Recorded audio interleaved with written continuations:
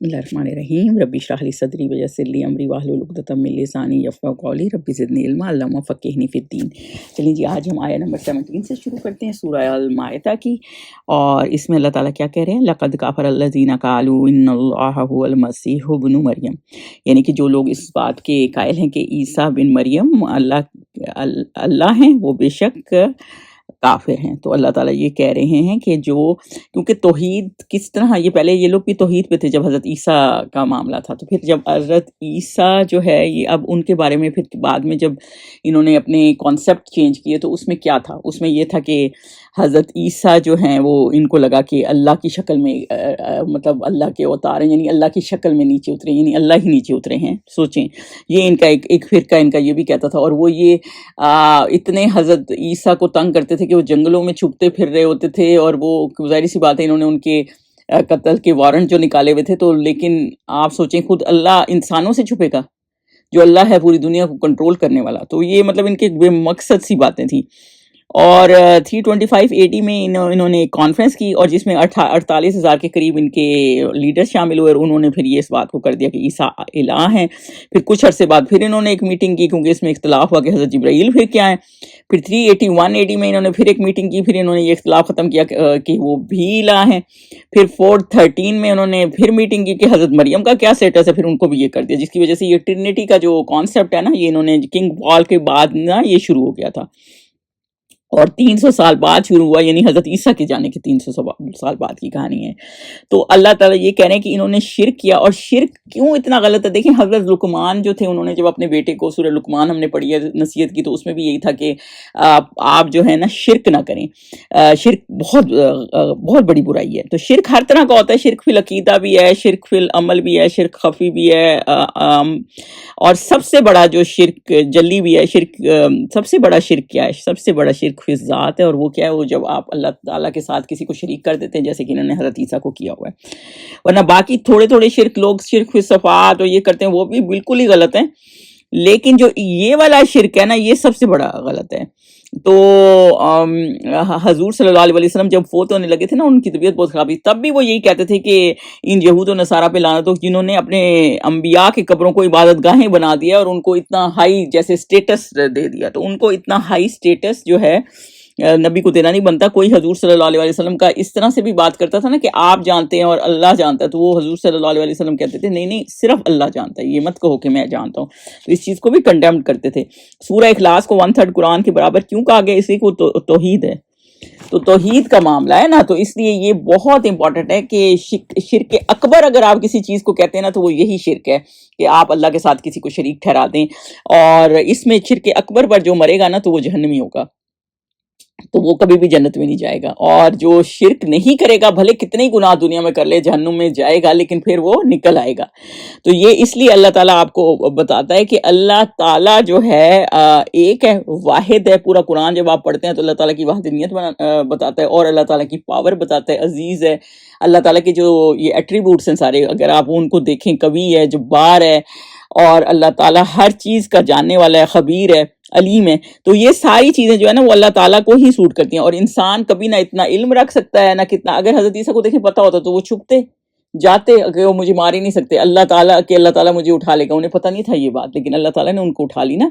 और यही बात है कि और अल्लाह ताला ने उनको ये वही बताई, और इस तरह फिर उन्होंने, अगर जैसे कई तफसीर में आता है कि उन्होंने हवारियों से पूछा कि कौन मेरी जगह किस सूरत लेगा, तो एक हवारी खड़े हो गए, तो वो भी अल्लाह ताला ने उनको इन्फॉर्म किया था ना कि आप इस तरह कहीं, वरना उनको तो पता नहीं था। तो ये उनको बहुत ज़्यादा उन पे टॉर्चर भी करते थे। आप सोचें, कोई जिसको अल्लाह समझते हैं उस पर टॉर्चर भी हो सकता है। आप ये सोचें, अल्लाह ही तो है सारी ज़िंदगी, सारी दुनिया को कंट्रोल करने वाला, और सारी दुनिया को जुल्म से बचाने वाला, और अल्लाह ही हर चीज़ पे कुदरत रखता है। और आप एक इंसान का दर्जा अल्लाह के बराबर तो हो, अल्लाह एक इंसान की तरह तो हो ही नहीं सकता ना, एक इंसान का दर्जा इस काबिल हो सकता है, नाउज़ुबिल्लाह।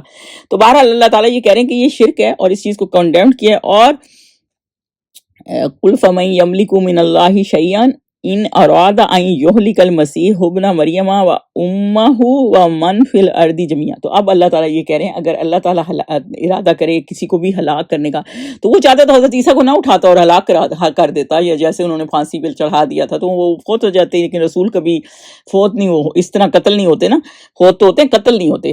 تو وہ یا پھر اللہ تعالیٰ ان کو ویسے موت دے دیتا, اور اللہ تعالیٰ نے ان کی ماں کو بھی موت دی ہے, یعنی کہ وہ بھی ایسی ہیں کہ وہ ہو گیا. تو اللہ تعالیٰ اگر چاہتا تو عیسیٰ بن مریم کو اور ان کی والدہ کو اور جتنے لوگ زمین پہ ہیں سب کو ہلاک کر دیتا, سب کو ہلاک کر دیتا. کئی قومیں اللہ تعالیٰ نے ایسے پوری پلٹا دی ہیں اور پھر نئے لوگ لے کے آ گئے. تو اس کے آگے کس کی پہ چل سکتی تھی, یعنی یہ تو سب اللہ تعالیٰ کی مرضی ہے نا. تو اللہ تعالیٰ چاہتا تو ان سب کو یہ جو ہے نا وہ ون فی الارض جميعا, اللہ چاہتا تو سب کو ہی ختم کر دیتا. تو یہ اس کے اللہ تعالیٰ کے آگے کسی کی نہیں چلنے والی, کیونکہ پیدائش حضرت عیسیٰ کی ایک معجزہ تھی, وہ اللہ تعالیٰ ایک معجزہ دکھا رہے تھے. اگر آپ کو معجزے ہی سمجھ نہیں آ رہے تو پھر تو آپ نے کچھ بھی اس میں ایڈ کر دینا ہے. تو وہ تو ایک معجزہ تھی جو اللہ تعالیٰ, اور معجزہ کیا دکھانے کی تھی کہ اللہ تعالیٰ جو چاہے کر سکتا ہے, کیونکہ وَلِلَّهِ مُلْكُ السَّمَاوَاتِ وَالْأَرْضِ وَمَا بَيْنَهُمَا, اللہ تعالیٰ ہر چیز کا مالک ہے, جو کچھ آسمان میں ہے, زمین میں ہے, یا پھر ان کے درمیان ہے. اور آگے اللہ تعالیٰ کیا کہہ رہے ہیں, يَخْلُقُ مَا يَشَاءُ, اور اللہ تعالیٰ جو چاہے جسے چاہے جیسے مرضی پیدا کر سکتا ہے اور جو چاہے کر سکتا ہے. ظاہر سی بات ہے یخلقو ہے نا, جیسے اللہ تعالیٰ نے ان کو کریٹ کیا, اس طرح حضرت آدم کو جیسے کریٹ کیا, ان کے بھی تو ماں باپ نہیں تھے, تو اس پہ تو کوئی کوشچن نہیں اٹھا رہے, ان کو تو نہیں کہہ رہے اس طرح. تو بالکل یہ بے مقصد سی ایک بات ہے. واللہ علی کل شیء قدیر, کیونکہ اللہ تعالیٰ اس کی آخر میں بھی دیکھیں آیت میں کیا آیا, واللہ علی کل شیء قدیر, یعنی اللہ تعالیٰ ہر چیز پر قدرت رکھتا ہے. مطلب اللہ تعالیٰ تو کچھ بھی کر سکتا ہے. حضرت زکریا کتنے بوڑھے تھے اور اللہ تعالیٰ نے ان کو بچہ دے دیا. اسی طرح حضرت عیسیٰ جو تھے وہ بھی اسی طرح پیدا کیا اللہ تعالیٰ نے. یعنی اللہ تعالیٰ نے یہ بتایا کہ اللہ تعالیٰ کسی چیز کا محتاج نہیں, انسان محتاج ہے. کہ اگر جیسے اللہ تعالیٰ نے یہاں دنیا کے پروسیس رکھے ہوئے ہیں کہ بندوں کی شادی ہوتی ہے, پھر ان کی ایک فیملی ڈیولپ ہوتی ہے, انسان اس طرح کا سسٹم اللہ تعالیٰ نے رکھا ہے. لیکن اللہ تعالیٰ چاہے تو انسان کے ذریعے بھی یہ کر سکتا ہے. اللہ تعالیٰ چاہے جیسے حضرت وہ عزیر کا ہم نے پڑھا کہ انہوں نے کہا کہ یا اللہ یہ تو بستی اتنی مرے ہوئے ہیں, یہ کیسے زندہ ہوں گے, اور پھر وہ 100 سال تک سو گئے اور جب اٹھے. تو یہ اللہ تعالیٰ ہی یہ کر سکتا ہے, ورنہ کوئی مرا ہوا اٹھ سکتا ہے دوبارہ, آپ سوچ سکتے ہیں یہ. تو یہ وہ اللہ تعالیٰ کی قدرت ہے, اللہ تعالیٰ چاہے تو کچھ بھی ہو سکتا ہے. تو یہ اسی لیے آیا کہ علی کل شیء قدیر, تو اللہ تعالیٰ کی وسعت کو سمجھو. آگے اللہ تعالیٰ کیا کہہ رہے ہیں, وقالت الیہود والنصارى نحن ابناء اللہ واحباؤہ, اور یہود و نصارہ کہتے ہیں کہ ہم اللہ کے بیٹے ہیں اور اس کے پیارے ہیں. کہو کہ پھر وہ تمہاری بدعمالیوں کے سبب تمہیں عذاب کیوں دیتا ہے. اللہ تعالیٰ یہ کہہ رہے ہیں یہود و نصارہ کیا کہتے تھے, ہم تو بھئی ابن کا لفظ یوز ہوا ہے نا, ابنا تو اللہ کے بیٹے ہیں. ابنا جب لفظ یوز ہوتا ہے یہ بیٹا کے لیے بھی ہوتا ہے, منہ بولے بیٹے کے لیے بھی ہوتا ہے, اور اس لیے بھی کہا جاتا ہے کہ اگر آپ نے ایسے کسی کو چلتے پھرتے بیٹا کہہ دیا, جو کہ عام لوگ کہہ دیتے ہیں پیار سے. لیکن جو تو اس لیے وہ کہہ رہے ہیں ہم چہیتے ہیں, لاڈلے ہیں, مطلب ہم اللہ کے محبوب ہیں. جو ولد ہوتا ہے نا, وہ اگر لفظ یوز یہاں ہوا ہوتا جو کہ نہیں ہوا, تو وہ سکے بیٹے اولاد کو کہتے ہیں. تو اللہ تعالیٰ یہ کہہ رہے ہیں کہ آپ صلی اللہ علیہ وسلم نے یہود کو ایک دفعہ کیا ہوا کہ دعوت دی اور انہیں قرآن کا بتایا اور پھر ڈرایا بھی, اگر مانو گے نہیں تو, جیسے وارن کرنا بھی ہوتا ہے نبیوں کا. تو انہوں نے کہا ہم تو اللہ کے چہیتے ہیں, ہم پر کیوں عذاب آئے گا, ہم تو چوزن ون ہیں, کیونکہ اللہ تعالیٰ نے ان کو امامت دی تھی, وہ ہم نے پیچھے سورہ بقرہ میں پڑھا بھی ہے. لیکن تو اللہ تعالیٰ کہتے ہیں اگر تم اتنے ہی اللہ کے پیارے تھے تو تم پر عذاب کیوں آتا رہا. دیکھیں ان کے اوپر کتنے, اگر ہم پیچھے ہسٹری میں جائیں, چلیں بہت پیچھے بھی نہ جائیں, تو وقت نصر کا دیکھ لیں. 6 لاکھ کو اس نے قتل کر دیا, ان کو 6 لاکھ کو قیدی بنا کے لے گیا, اتنی قتل و غارت کی. پھر اس کے بعد ٹائٹس آیا, اس نے اتنی قتل و غارت کی, 1.5 لاکھ کے قریب ایک دن میں ختم کر دیے.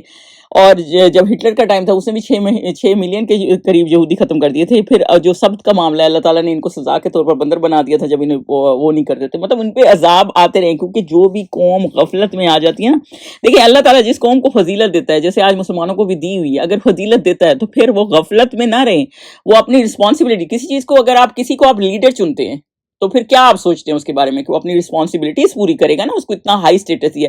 تو جی ان کو بھی اللہ تعالیٰ نے سٹیٹس دیا تھا, چوزن ون تھے, لیکن انہوں نے اپنی رسپانسبلٹی چھوڑ دی تو ختم ہو گئی یہ.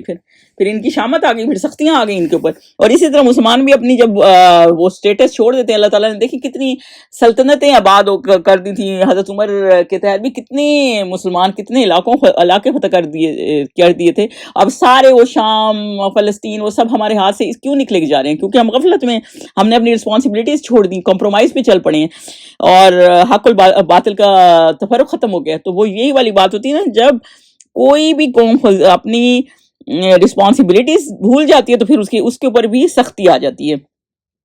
آگے کیا ہے بلکہ تم اس کی مخلوقات میں دوسروں کی طرح سے انسان ہو, وہ جسے چاہے بخشے اور جسے چاہے عذاب دے. یعنی کہ تم بھی اللہ کی مخلوق ہی ہو, جیسے کہ اللہ تعالیٰ نے کے سارے بندے ہیں بالکل ویسے ہی ہو.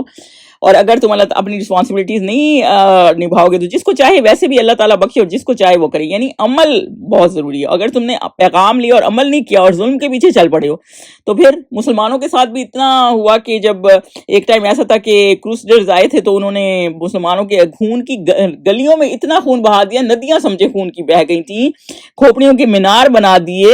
اور مطلب اس طرح سے مسلمانوں پہ بھی ظلم ہوتے رہے کیونکہ وہ بھی اپنا کام نہیں کرتے تھے نا. مسلمان بھی اپنا کام چھوڑ کے بالکل ان کے پیچھے لگ گئے تھے اور ظالم کے خلاف آواز نہیں اٹھاتے تھے, ظلم کے خلاف. جب حضور صلی اللہ علیہ وسلم مکہ میں ان کو نبوت ملی ہے, کیا بہت مسلمان تھے ساتھ ان کے اس وقت, یا پوری ایک قوم تھی اور اس کے وہ لیڈر بن کے آئے تھے؟ نہیں, وہ ایک ہی تھے.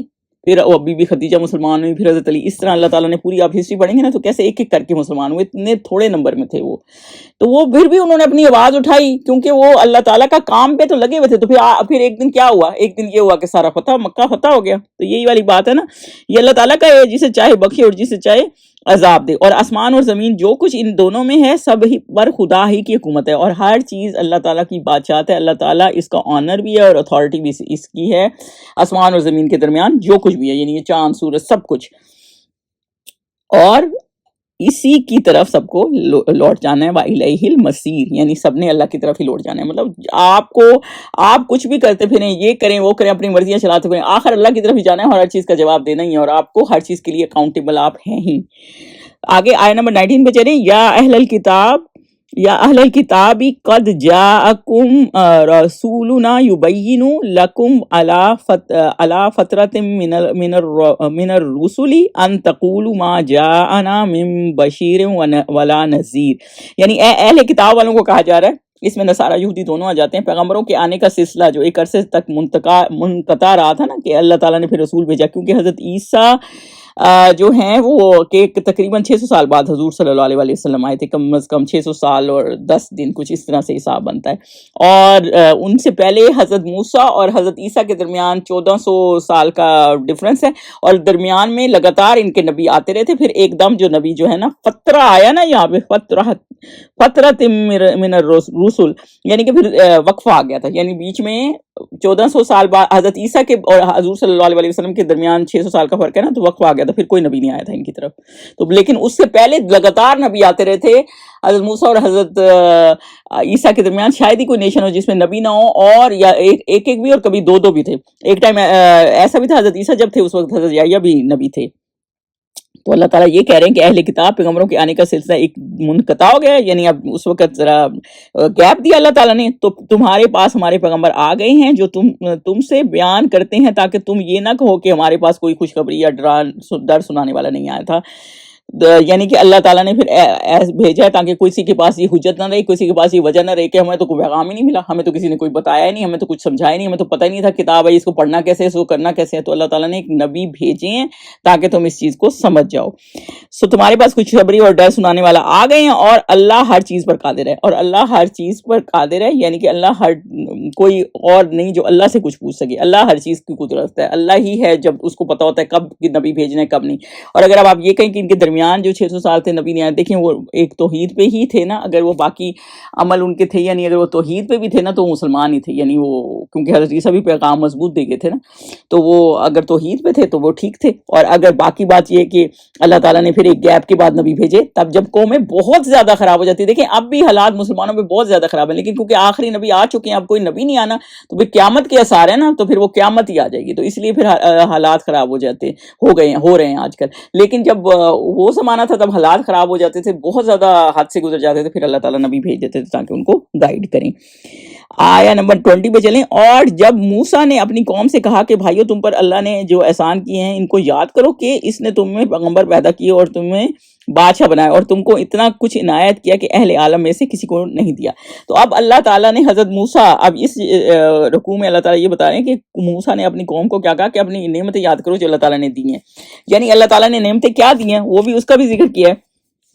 یعنی ان میں انبیاء بھیجے، پہلے انبیاء کا ذکر آیا کیونکہ انبیاء کا اسٹیٹس بادشاہ سے زیادہ ہوتا ہے، تو اور بادشاہت بھی بھیجی، یعنی اللہ تعالیٰ نے جیسے انبیاء حضرت یوسف تھے، یہ مصر میں آ کے جب آزاد ہوئے، پھر حضرت یوسف فوت ہو گئے کوئی، اور اس کے بعد جو ہے مصر میں یہ فرعون آ گیا اور انہوں نے ان کو جو ہے ظلم کیا، پھر اللہ تعالیٰ نے اس کو نعمت، یاد کون سی نعمت ہے، یہی کہ پھر ان کو فرعون کے ظلم سے بچایا، وہاں سے نکلے، من و سلوہ دی، بادل کا سایہ تھا، پھر ان کو کہا کہ فلسطین جا کے کرو، جہاں وہ انہوں نے ابھی یہ آگے جا کے انہوں نے، کیونکہ اگلی آیت میں آنا ہے کہ فلسطین آگے جا کے آزاد کرو، ان سے لڑو، اور وہ نہیں کر رہے تھے، وہ تو ایک بات کی بات ہے، اس سے پہلے حضرت موسیٰ نے ان کو یہ بات کی کہ اپنی نعمتیں یاد کرو، یعنی اللہ تعالیٰ نے کتنا احسان کیا، کتنی مشکلوں سے تمہیں نکالا، تو جب کوئی آپ کو کوئی بھی ٹارگٹ اچیو کرنا ہوتا ہے، اب یاد رکھیں کہ اللہ تعالیٰ نے آپ پہ کتنی نعمتیں کی ہیں، تو کرنے والا اللہ ہی ہے، تو یہ ان کو ٹریننگ دے رہے ہیں کہ اللہ نے دیکھو اس مصیبت سے نکال دیا، تو یہ تو کوئی چیز ہی نہیں ہے، تو ہر چیز سے اللہ تعالیٰ تمہیں نکال دے گا، تو اس وجہ، اور بادشاہ دیکھیں حضرت یوسف بھی بادشاہ تھے کائنڈ آف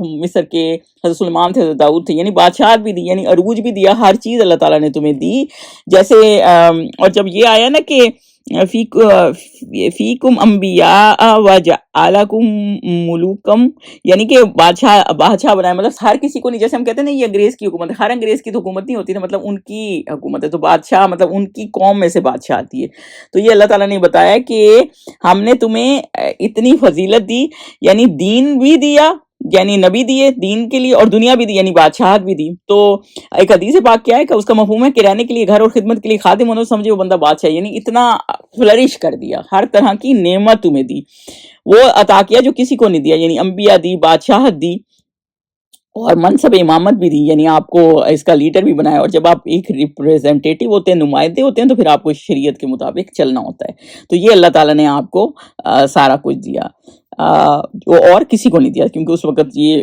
ان کو اللہ تعالیٰ نے بہت سی بلیسنگ دی تھی۔ آگے 221 پہ چلیں، تو یا قومی، اے میری قوم، یا قوم ادخلوا الارض، ارض المقدسۃ التي كتب اللہ لکم ولا ترتدوا علی ادبارکم، یعنی کہ یہ تو تم ارض مقدس، یعنی کہ فلسطین، جو ارض مقدس تھی اس وقت فلسطینی تھی، میں جیسے اللہ نے تمہارے لیے لکھ رکھا ہے، چل داخل ہو جاؤ۔ دیکھیں اب یہ کیا کہہ رہے ہیں کہ زمین میں داخل ہو جاؤ، مقدس زمین میں، جیسے کہ اللہ تعالیٰ نے تمہارے لیے لکھ رکھا ہے، یعنی اللہ تعالیٰ نے یہ لکھا ہے کہ یعنی غالب تم ہی آؤ گے، اور پیٹھ نہ پھیر دینا ورنہ نقصان میں پڑ جاؤ گے، یعنی مڑنا نہ واپس، مطلب چلے پڑو، اللہ تعالیٰ نے لکھ رکھا ہے تو غالب تم ہی آؤ گے، یعنی کہ انہیں یہ بتایا گیا کہ آپ جو ہیں اللہ نے لکھ دیا ہے کہ ملے گی تمہیں ہی، لکھ دیا ہے، مطلب کتب اللہ یا وہ اس لیے کہا ہے ملے گی تمہیں، لیکن ایفرٹ کرنے پڑیں گے، تو تم آگے ایفرٹ کرو، تو یہ وہ ان کو کہہ رہے ہیں کہ اللہ کی بلیسنگ یاد کرو، دیکھو اس مشکل میں بھی صرف تو اللہ نہیں نکالا تھا، تو اس میں نکال دے گا، ورنہ جو ہے نا خسارہ پانے والے ہوں گے، مطلب رہ جاؤ گے ورنہ،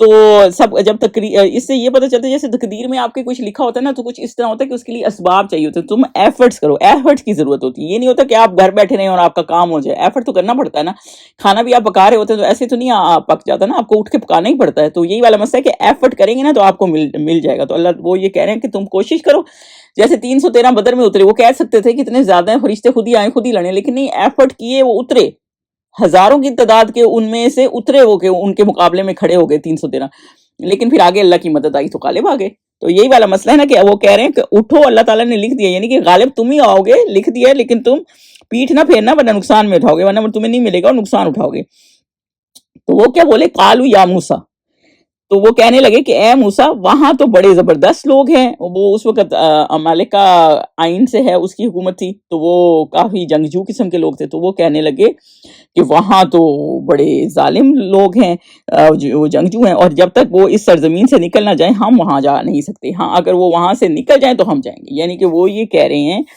کہ اتنے ان سے مروب ہیں، یا اتنے ان کے اس میں آئے ہوئے ہیں زور کے، جیسے کہ وہ بڑی طاقتور ہیں، بڑے وہ ہیں، ہم اتنے کمزور ہیں، تو ہم کیسے جائیں بھئی، ہم تو لڑ نہیں سکتے، جب آپ یہ دنیا کے اسباب دیکھنے لگ جاتے ہیں نا اور اللہ پہ توکل نہیں کرتے، تو پھر آپ کا یہ معاملہ ہو جاتا ہے کہ پھر آپ سوچتے ہیں ہمارے پاس یہ نہیں ہے وہ نہیں ہے، لیکن کوشش جب بندہ کرتا ہے نا تو ایک بندہ بھی کھڑا ہو کے کتنی بڑی سلطنت کٹھی کر سکتا ہے۔ آپ یہ دیکھیں حضور صلی اللہ علیہ وسلم اکیلے ہی تھے جب وہ نکلے تھے، تو بعد میں اللہ تعالیٰ نے ان کو اچھے ساتھی تو دے دیے، لیکن پھر بھی چند صحابہ تھے، لیکن کتنی اللہ تعالیٰ نے ان کو فتوحات دی، تو کیونکہ اللہ پہ توکل ہوتا ہے نا، تو جس کی وجہ سے یہ مطلب محنت نہیں کرنا چاہتے تھے، یہ چاہتے تھے گھر بیٹھے ہو جائے۔ دیکھیں جب آپ کوئی کوشش کرتا ہے نا، محنت کرتا ہے، تو پھر ہی اللہ تعالیٰ اس کو اٹھاتا ہے. اگر آپ اٹھنا ہی نہیں چاہتے، بالکل محنت ہی نہیں کرنا چاہتے نا، تو پھر اللہ تعالیٰ اس قوم کی کبھی حالت نہیں بدلتا جو اپنی حالت خود نہیں بدلنا چاہتے. گھر بیٹھے آپ کو ہر چیز مل جائے، تو یہ تو اللہ تعالیٰ کی دنیا کا اصول نہیں ہے نا. دنیا کا تو اصول یہ ہے کہ آپ نے ایفرٹ کرنے اور آپ نے دین کے لیے کام کرنا ہے. تو وہ اللہ تعالیٰ چاہتے ہیں کہ یہ اپنی سنسیئرٹی تو دکھائیں.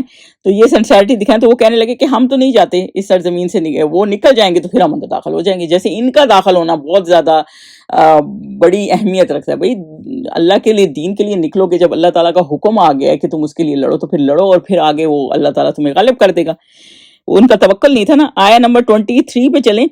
جو لوگ اللہ سے ڈرتے تھے ان میں سے دو شخص، اب دیکھیں، کالا رجولانی من الذین یخافون اللہ، جو لوگ اللہ سے ڈرتے تھے، دیکھیں ٹوٹل 6 لاکھ بندے تھے، ان میں سے 2 جو تھے، ان میں ایک کہا جاتا ہے یوشع بن نون تھے اور ایک کالب تھے.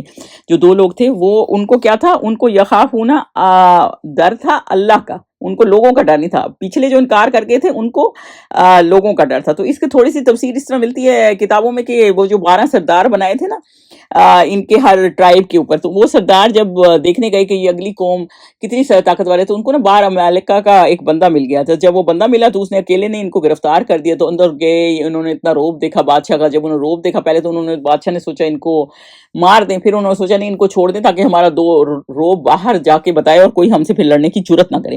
تو وہ گئے تو اتنا ڈرے جس کی کوئی انتہا نہیں، اور انہوں نے کہا بھئی ہم تو کھڑے نہیں ہو سکتے تھے. پھر یہ، لیکن جب یہ سارے انہوں نے کہا ہم نہیں ہو سکتے، جیسے پچھلی آیت میں ہم نے پڑھا کہ ہم نہیں جائیں گے کہ تو بڑے جبار ہیں. پھر یہ 2 لوگ جو اللہ کے خوف سے ڈرتے تھے، جن کو پتا تھا، یہ 2 کہنے لگے، اللہ سے ڈرنے والے تھے نا، تو اللہ تعالیٰ نے کہا، اور ان میں سے 2 شخص جن کو اللہ کی عنایت تھی، کہنے لگے کہ ان لوگوں پر دروازے کے رستے سے حملہ کر دو، جب تم دروازے میں داخل ہو گئے تو فتح تمہاری ہے. تو ان کو، کیونکہ حضرت موسیٰ نے جو پہلے کہا تھا نا کہ اللہ تعالیٰ نے لکھ دیا ہے، اللہ تعالیٰ نے کہا تھا کہ تم اندر داخل ہو جاؤ، حضرت موسیٰ نے ان کو یہ پیغام پہنچایا تھا. تو انہوں نے کہا کہ تم ڈرو نہیں، اور اللہ تعالیٰ کا انعام ہے، اللہ تعالیٰ نے تمہیں دے دے گا، لیکن تم آگے ہمت تو کرو، ہمت تو کرو کہ آگے چلے جاؤ. تو دیکھیں کتنے تھوڑے سے لوگ تھے، یعنی ایک موسیٰ اور ہارون ہوں گے، اور ایک یہ 2 تھے جو کھڑے ہو گئے کہ نہیں، ہم چلتے ہیں اور فلسطین میں آگے جا کے لڑتے ہیں. اور تم اللہ پر بھروسہ کرو، اگر ایمان والے ہو تو اللہ پر اعتماد کرو، توکل کرو. یعنی کہ آپ نے کیا کرنا ہے؟ تو ارادہ پہلے تو یہ کہ پورا ارادہ کریں کہ ہم نے یہ کام کرنا ہے، پھر اس کی پراپر پلاننگ کریں، پھر کوشش بھی کریں، اور پھر آگے یقین رکھیں اللہ کا. ہمارا کیا ہوتا ہے، ہم یقین پہلے لے آتے ہیں کہ ہم صرف توکل پہ آ جاتے ہیں کہ خود ہی جیسے کام ہو جائے گا. ایسے کبھی بھی نہیں ہوتا. صلاح الدین ایوبی تھا نا، اس نے حج نہیں کیا تھا نا، تو وہ کہتا تھا پہلے میں نے بیت المقدس آزاد کرانا ہے. تو لوگ کہتے تھے وہ اللہ کی طرف سے ہو جائے گا، تو وہ کہتا تھا اسباب کرنے پڑتے ہیں. مطلب یہ نہیں کہ آپ نے کچھ تیاری نہیں کی، کچھ نہیں کی اور گھر بیٹھے بس دعائیں کرتے نہیں، کوششیں بھی کرنی پڑتی ہیں. تو بہرحال کوئی پیسی ہوئی جب قوم ہوتی ہے نا، تو اس میں سے انہی لوگوں کو اٹھنا پڑتا ہے کہ جو ہے آپ اٹھیں اور لوگوں کو بھی بتائیں کہ آپ نے کیا کام کرنا ہے. جب کوئی نہیں اٹھ رہا ہوتا نا، تو بھلے ایک بندہ بھی اٹھ جائے نا کافی ہے. تو یہ 2 انہوں نے یہ نہیں سوچا کہ 6 لاکھ خلاف ہے تو ہم بھی چپ کر جائیں، لیکن یہ بولے کہ راستے سے داخل ہو جاؤ، دروازے میں سے تو داخل ہو گئے تو فتح تمہاری ہی ہوگی، اور اللہ ہی پر بھروسہ رکھو، بشرطیہ صاحب ایمان ہو. یعنی کوشش کرو، اگر ایمان والے ہو تو غیبی مدد آئے گی. اگر کوشش ہی نہیں کرو گے تو پھر کس طرح مدد آئے گی؟ بالکل گھر بیٹھے تو کام نہیں ہوتے. جب اللہ تعالیٰ کا حکم نہیں مانتے، نہ فرمانبرداری کر رہے ہو، اگر ایمان ہی نہیں ہے تو کیسے تم جاؤ گے؟ اگر ایمان ہے، کوشش کرو گے تو فتح تمہاری ہوگی. وہ بولے قالوا یا موسیٰ، وہ بولے کہ موسیٰ جب تک وہ لوگ وہاں ہیں ہم کبھی وہاں نہیں جا سکتے. تو وہ کہنے لگے اے موسیٰ ہم تو وہاں داخل نہیں ہوں گے جب تک اس میں رہیں گے. اتنا ان کا روب اور خوف سے ڈرتے تھے نا کہ ہم نہیں کر سکتے. اگر لڑنا ہی ضرور ہے تو تم اور تمہارا خدا جاؤ اور لڑو، ہم یہیں بیٹھے ہیں. تو وہ پھر کہتے تھے اگر تمہیں لڑنا ہے تو تم اور تمہارا رب جاؤ، ہم یہیں بیٹھے. یعنی ہم نے نہیں لڑنا. مطلب صرف یہ کہ ہم اتنے ایفرٹس کیوں کریں، ہمیں کوئی خطرہ نہ لاحق ہو جائے، اپنے لیے کوئی چیز قربان نہیں کرنی. تو لیکن صحابہ کیا تھے؟ صحابہ کو اگر ان کے کمپیریزن میں دیکھیں نا، تو انہوں نے کیا کہا جب بدر کے مقام پہ حضور صلی اللہ علیہ وسلم نے ان سے مشورہ کیا. انہوں نے کہا ہم نہیں کریں گے ایسے جیسے بنی اسرائیل نے کیا، آپ آگے بڑھیں، ہم آگے پیچھے دائیں بائیں ہر طرف سے آپ کے ساتھ لڑیں گے. تو وہی والے مسئلہ ہے نا کہ آپ کو اللہ پہ توکل کرنا پڑتا ہے. اللہ کے نبی آئے ہوئے ہیں اور وہ آپ کو کہہ رہے ہیں کہ آپ جائیں، یعنی کہ ان کو ظاہر ہے اللہ تعالیٰ کی طرف سے وحی ہے، اور وہ کوئی ایسی بات تو نہیں کریں گے جس پہ جو اللہ کی مرضی کے اگینسٹ ہوگی. اور پھر آپ کہہ رہے ہیں کہ ہم نے لڑنا نہیں ہے، اور تم اور تمہارا خدا جا کے لڑو، اور ہم نے اللہ کا کہا نہیں ماننا. بیسیکلی یہی ہے. 25 پہ چلیں.